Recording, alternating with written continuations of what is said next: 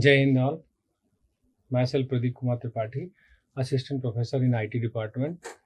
Today I am going to take the lecture of Dbms, Lecture 4.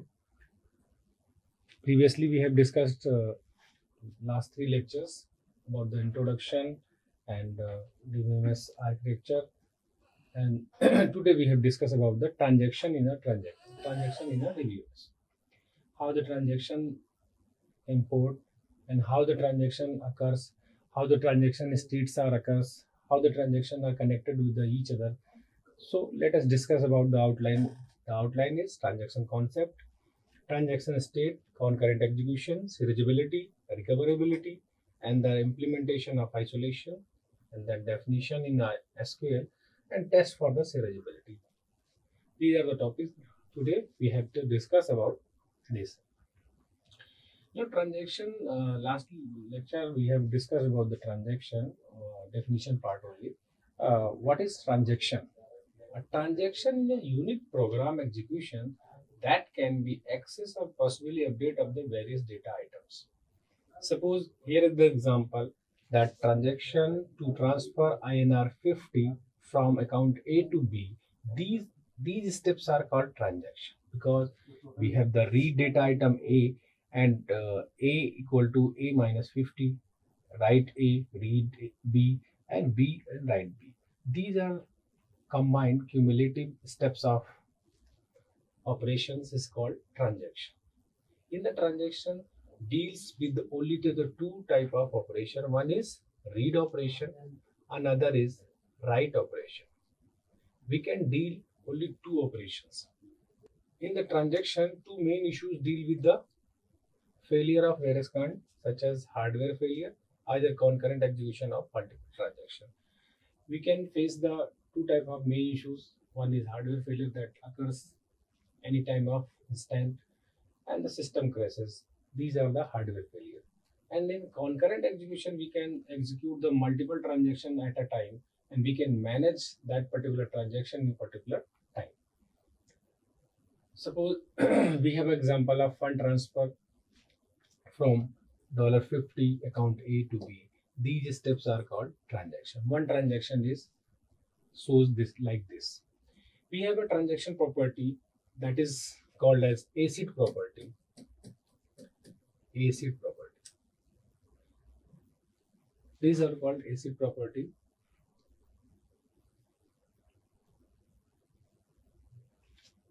ACID. A stands for atomicity, and C stands for consistency, I stands for isolation, and D stands for durability.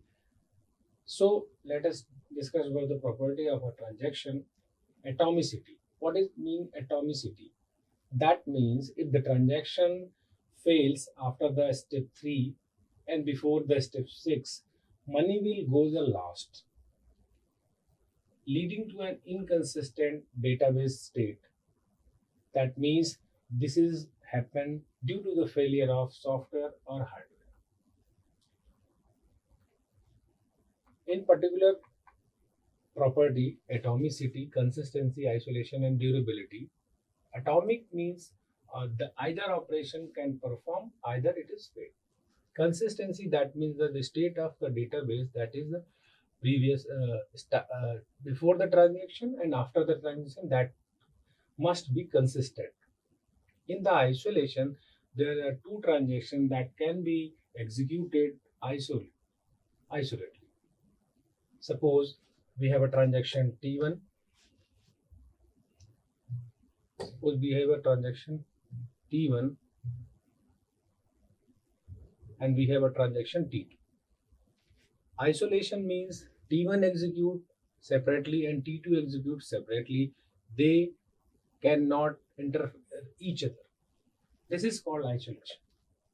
In the durability, that means if a user has completed the transaction and modified the database, then it can be permanently stored in the database because we have access after the transaction data from the database that can be easily accessed and get the accurate data. Because if I have a data item D, that is a value of 10, If before the transaction the value of D is 10, after the transaction we got the value of 10 after the modifying the data. If data will be changed or data will be lost, then the durability property cannot be maintained. So these are the four properties that can be maintained by the DBMS, that can be maintained by the DBMS developer, that should be maintained in a transaction. Then T1 and T2, T1 execute separately and T2 execute separately. So these are the four properties that can be used in a particular transaction: atomicity, consistency, isolation, or durability. So these are the properties. If we talk about the transaction, how the transaction can be occur, how the transaction can be started, and how the transaction can be end. So these are the states that can be one transaction start from the active state and end from the committed state. These are the state that one transaction started from active state, then goes to partially committed, failed, aborted, and committed. What is active state? In the initial stage, transaction stays in this state while it is executing. That means if the transaction has been started, that is in active state. After the statement has been executed, after the final statement has been executed, it is in partially committed state. After the discovery of normal execution can no longer proceed, it is called failed state. After the transaction has been rolled back and the database is stored to its prior state, it is called aborted. And in committed state, that is the successfully completion of the transaction, is called committed state. These are the diagram that we can start from the transaction. Transaction start from this, like in active state. Transaction goes to the partially committed state. If any hardware or software failure can occur, then partially committed state transaction goes to the failed state, and after the failed state it goes to the another active state and then restarted from active state. If transaction smoothly executed, then it goes from partially to committed. This is the final state that can be executed the transaction. If transaction fails in partially committed to failed, and after the failed, if transaction cannot goes to the active state, it goes to the aborted state. That means not executed. So this is the final picture of transaction state that can be used in a particular transaction. In concurrent execution, what is concurrent execution? If the multiple transactions are allowed to run concurrently in the system, that is called concurrent execution. Like a banking, if we can use the one database for the many users. Suppose I have an account in ICICI Bank, then ICICI Bank have a lots of customer, and for the particular time, if I am accessing my account through online, at that particular time, many users can access that particular account, because database is same and one database access many of the users. Then how can we achieve the transaction execution separately? This is called concurrent execution, and the concurrent execution algorithms that can help to manage the concurrent execution in a particular transaction. So we can increase the processor and disk utilization and reduce the average response time of a particular transaction. In the concurrent control scheme, that we can use some algorithms that we can achieve the concurrent transaction in order to prevent the destroying from the consistency of the database. After the concurrent execution, we can discuss about the schedule. What is schedule? A sequence of instructions that specify the chronological order in which instruction of concurrent transactions are executed. A schedule for a set of transactions must consist of all the instructions of those transactions must preserve the order in which instructions appear in each individual transaction. A transaction that successfully completes its execution will have a commit instructions as last statement. A transaction that fails to successfully complete its execution will have an abort instruction as the last statement. Suppose here is a one schedule that is called T1 and T2. Schedule 1 is constructing of T1 and T2. This is called one transaction. This is called two, another transaction. A serial schedule in which T1 is followed by T2, if this condition holds, it is called serial schedule. A schedule 2, a serial schedule 2, T2 is followed by T1. So we can say about that, if one transaction can follow the other transaction, either second transaction can follow the first transaction, it is called serial schedule. One transaction can followed by the another transaction. If the T1 and T2 transaction that is not a serial schedule, but it's equivalent to schedule 1.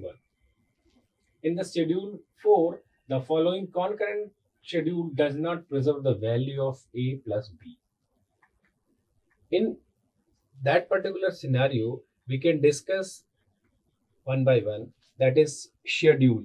If we have a schedule S, we can denote the schedule S by this, and we can define the transaction T1 and T2 here. This is called schedule S, and we can incorporate the transaction T1 and T2. In this particular schedule, a sequence of instruction that can be specified the chronological order in which instruction or concurrent transactions are executed. A schedule for a set of transactions must consist all the instruction of those particular transaction and must preserve the order in instruction that appear in each individual transaction. Suppose we have a schedule this. If we discuss about this particular schedule, then one transaction T1 and another transaction T2. This particular transaction, we have a one of in the schedule, in the transaction we have only two type of operation. One is read operation, another is write operation. In the read operation, only the data value can be accessed from the database. This is called read operation. If we update the value of data item, then it is called write operation. Suppose we have written read A. What is that means? It means read the data item A in a particular transaction T1. Suppose we can write data item A. What is it means? It means we can update the value of A data item. So read the data item A, and after read the data item A, we can subtract A minus 50 from the balance of A. And after the subtracting, we can update that particular data item, because these are the execution after read, after write. Then we can access the data item B and add B plus 50, write B and commit. Commit is the final operation that can be in the last. Transfer $50 A to B that can be performed in particular transaction T1. And the T2 transfer 10% of the balance from A to B. How it can be written? That is from read A. That is the only read the data item A, temporary variable. We can store the value of A into 0.1, and A is equal to A minus temp, and write A. This is the update the value of A, because it shows the 10% balance of A to B. That means we can subtract the 10% balance of A to B. And after the write the operation of A, we can read the operation of B, and B plus temp. because temp had the value of 0.1%. That means 10% balance of the A. And we can add on the data item B plus 10 plus A, the write B, and after the write B, we can commit the operation. So this is the picture that can be shows one transaction is transaction $50 from A to B. It is the first transaction, and in the second transaction T2, that is the 10% of balance from A to B.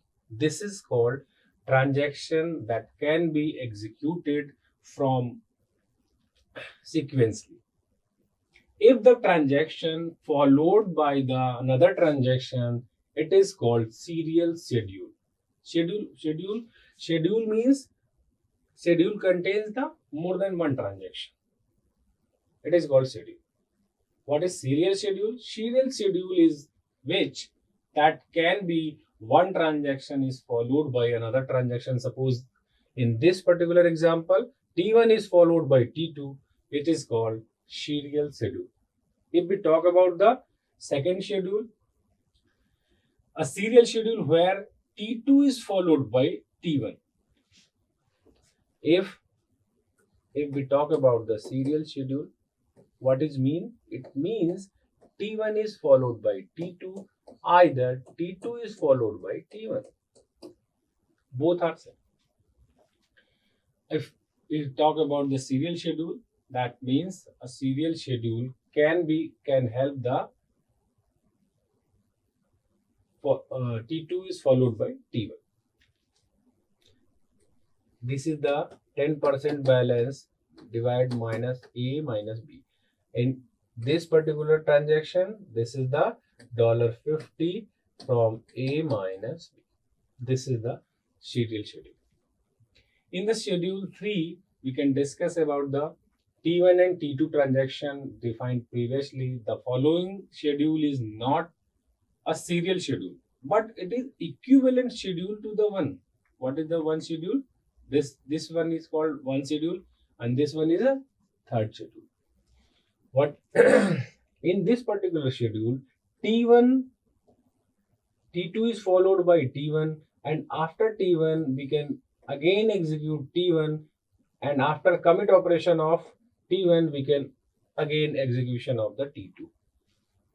T1 T2 T2 T1 and again T1 T2. This is a equivalent schedule to one. Both give the result same, but scenario is different, and we can get the data is same. We can get the value of A and B is same. Here is the one schedule. We can denote this particular transaction is cumulative and this particular transaction is cumulative. But in the schedule 3, we can divide them into two parts. One is T1 execute, then goes to the T2. Another T1 after T2, we can goes to the T1, and we can get from T1 to T2. This is called equivalent schedule. Let's see about the states. This is called states from transaction. If any transaction can be started from active state. Active state means that can be started from that particular initial state. This is called initial state. We can start from the transaction from active state and goes to the partially committed. What do you know partially committed? Partially committed means after the final statement has been executed. That is not committed. That is only the final statement can be read out. This is called finally partially committed. And after partially committed, it transaction goes to the either failed, either goes to the committed, either it is going to the failed. What do you know failed? If any hardware and software failures can be occur, then transaction goes from partially committed to failed state. In the failed state, we have got the two options. One option is we can go to the either restarted, either it goes to the aborted. In the failed state, we have the opportunity if we calculate the ratio of going to the transaction from active state and aborted state, it is 80% failed state process transactions goes to the active state. They can be restarted from the active state. In some scenario, we can not restart that particular transaction, then we can send to that particular transaction to the aborted state. Aborted state means that can be goes from aborted means that after the transaction has been rolled back and the database stored its prior state. To start off the execution, we can two option in the aborted state. What is the two option in the aborted state? Either it can be restart the transaction, can be done only if no internal logical error can be occur. Then it is restarted. If transaction not restarted in particular scenario, then what will happen? Then we will kill the transaction. We have only the two options. One option is either we can restart our transaction, either we can kill the transaction, because in some scenario there is no internal logical error. We can start it, we can restart. One option.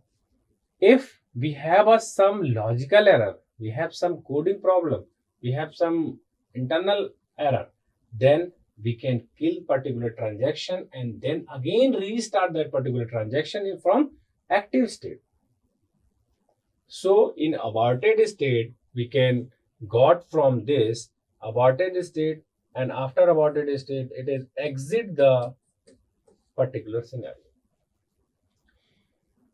In partially committed state, if they will not go to the fail, then what will happen? Then transaction goes to partially committed to committed, because all the functionality, all the final statement has been executed and successfully got the result. Then it goes to the committed state, and after committed, we can perform commit operation like this. We can write the commit command to the database and commit the particular transaction. After the committed the particular transaction, we can save the particular data in a database and we can commit operation perform. So here the brief of transaction state. One is active state, partially committed, failed, aborted, committed. In aborted, we get the two type of situations. One is restart the transaction, either kill the transaction. So here is the state of particular transaction that can be executed sequentially.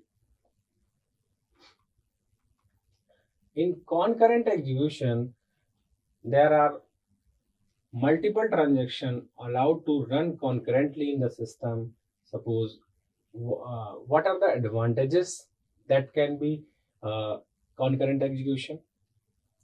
In the concurrent execution, we got the advantages like increase the processor and disk utilization. What do you mean by disk utilization? If one transaction can using the CPU and that particular time another transaction is reading the data or writing the data, then it goes to the better result. Either one transaction can be executing and another transaction is waiting state. Suppose we can take the example of multiple transactions. Suppose we have got the transaction T1, T2 and T3. These are the three transactions, and we got the operations like read operation, write operation. Suppose read operation A, and we got the write operation and data item A, and we got the read operation in data item in particular transaction 3. How it will be increase the processor and disk utilization? We can apply multiple transaction concurrent control scheme that can be access and utilize the processor and disk utilization. In another lecture, we can discuss about the concurrency control scheme to prevent our concurrent transactions And schedule we have discussed schedule 1 to 3. Thank you all.